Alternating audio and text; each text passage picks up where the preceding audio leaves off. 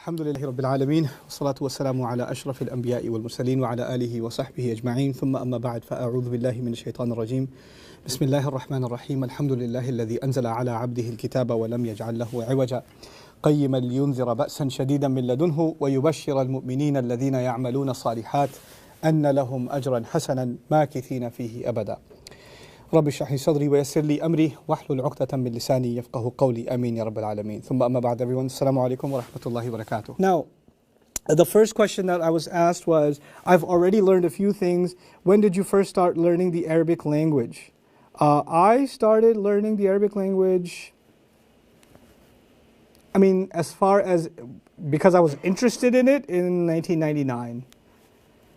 In 1999, and I got a very slow start, but a consistent start, and that's what I preach to most people. If you guys want to learn Arabic, then you can have like an intensive beginning, but then you just keep it at a slow pace and a steady pace, and if you have the right curriculum and the right plan, then you'll get there. The biggest thing you're going to need is motivation, and that's the first thing that's going to disappear. So motivate yourselves, and the way to motivate yourselves is studying Quran. Man, I wish I could taste that for myself. When you recite it and you're like, oh, I still don't know what it means, it'll push you to learn and even get through the hard lessons in Arabic. It'll keep pushing you and driving you and driving you. Arabic is not our goal. Quran is our goal. And when you keep reminding yourself of that, wallahi, Arabic will be nothing. It's so easy. The hardest things in Arabic will be a joke to you. It'll just fall in your hands. Because Allah acknowledges those who come to His word, and He, keeps making ease for them. وَلَقَدْ يَسَّرْنَا الْقُرْآنَ لِلذِّكْرِ. We made ease for remembrance.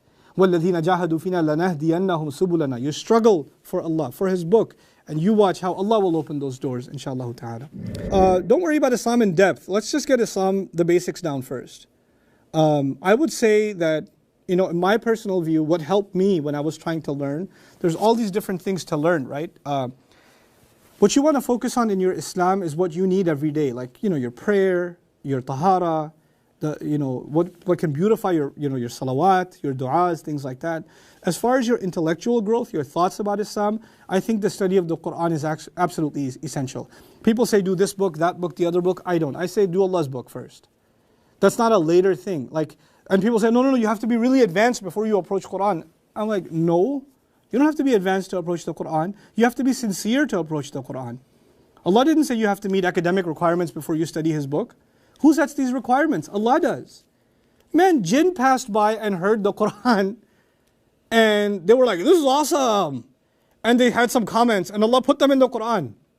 Like Allah put their thoughts about the Quran in the Quran. What ijazah did they have?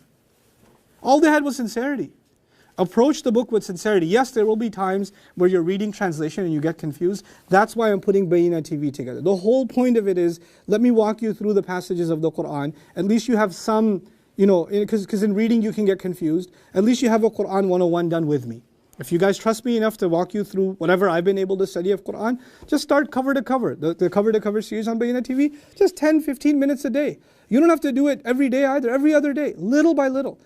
And that's a good grounding in the Quran. Unfortunately, I meet Muslims that have read 30-40 books, on different subjects, and they haven't read the Quran. And I'm confused, why are these secondary books primary to you? And the primary book, the book of Allah, is secondary to you. How did that happen? And alongside the book of Allah, I would say the most essential education for every Muslim is a good understanding of the seerah of the Prophet ﷺ. Right now, currently, I recommend, Sheikh Yasir Qadi has a YouTube series on the seerah, brilliant work. And Sheikh Abdul Nasir has a seerah podcast on Qalam Institute, also brilliant work. Take advantage of this stuff. Just listen to the seerah. Alongside the Quran, the seerah. This is what a Muslim needs to build themselves, their thinking about Islam, their attitude towards Islam, their attitude towards others. Other technical stuff will come later, that's not for you. That's for later. This is what every Muslim needs. And wallahi, the more you study the Quran, the more you love Allah, and the more you study the seerah, the more you love the Messenger ﷺ, and that's what we need right now. We need love of Allah and His Messenger ﷺ. Barakallahu li wa lakum. Wassalamu alaikum wa rahmatullahi wa barakatuh.